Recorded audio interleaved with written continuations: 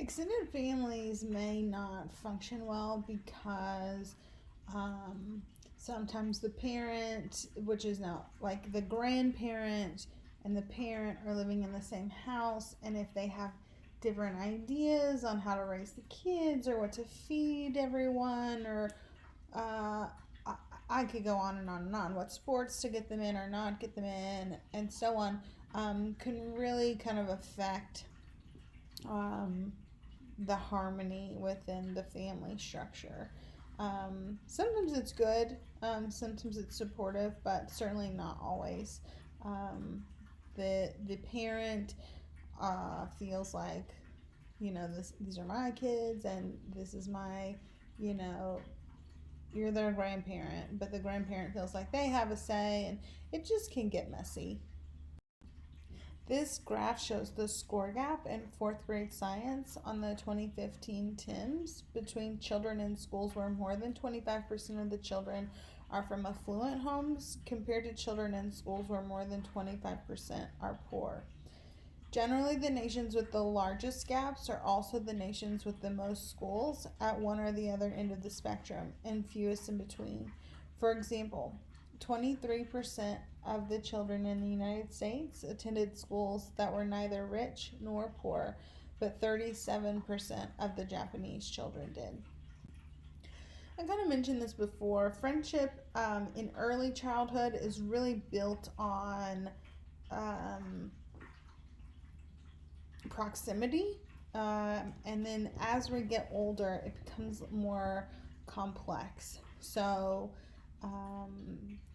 friendships in middle childhood are almost predominantly same sex, and the way that they interact looks different. So, boys get excited over shared activities, whether that's a video game or a sports game or some type of activity. They kind of look to bond over things like that. Girls are more of the sympathetic reassurance. So they lean on each other and tell each other, they look pretty, and there's so much more to it. As a girl who was in middle school, but just a reassuring that you're doing the right thing, you're making the right choices, you're you know kind of on the right track. Where girls are more looking for that kind of reassurance in their friendships. Popular children do tend to fall into one of two categories. They're either friendly and cooperative, or they're a little bit aggressive. Um, but both kind of produce the same kids. So uh, I'm certain you've probably seen this growing up.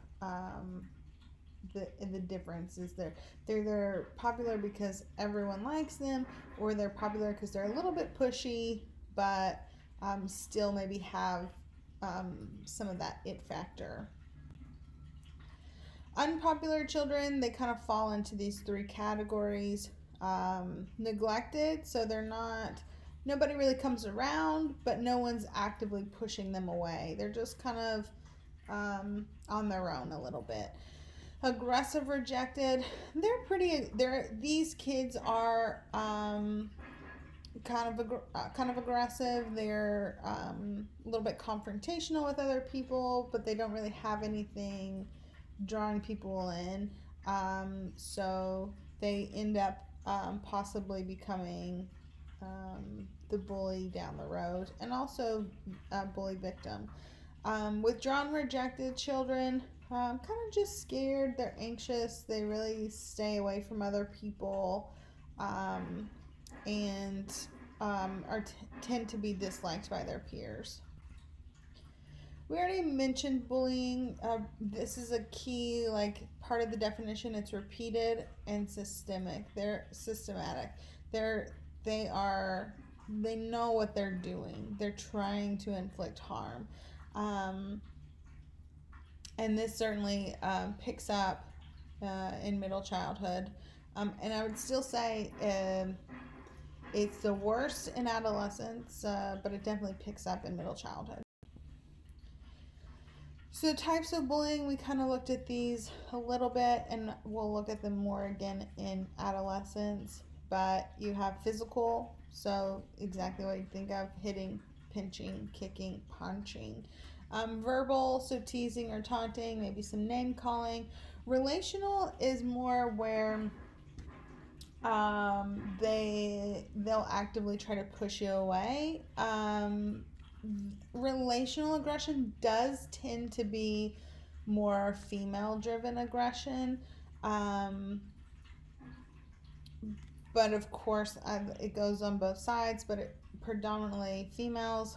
um, an example of this would be like maybe a group of girls kind of gets together and decides to socially um, make a victim of someone else who doesn't kind of fit into their mold. Cyberbullying is, of course, using social media, the internet, some type of electronic communication to harm other people. Cyberbullying has become quite a problem. They say that the number one way to really kind of combat cyberbullying is to address it head on. People don't, they kind of go behind the screen and feel very comfortable making these statements. But if you address it head on and call them out on their behavior, they tend to back off, which could be helpful for kids at this age.